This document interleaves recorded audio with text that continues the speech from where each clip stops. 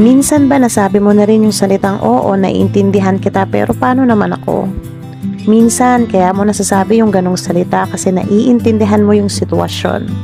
Pero siya kaya naiintindihan ka? Naiintindihan niya kaya ang nararamdaman mo? Naiintindihan niya rin kaya na sobra na ang sakit dyan sa puso mo? Siguro nga mas nakakaintindi talaga ng lubos yung mga taong sobra kong magmahal.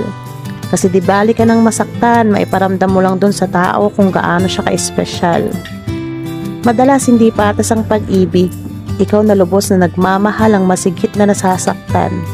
Samantalang yung nananakit ang madalas na nagiging masaya. Dahil sa kakaintindi mo sa kanya, nawawaglit na sa isip mo na intindihin naman ang sarili mo.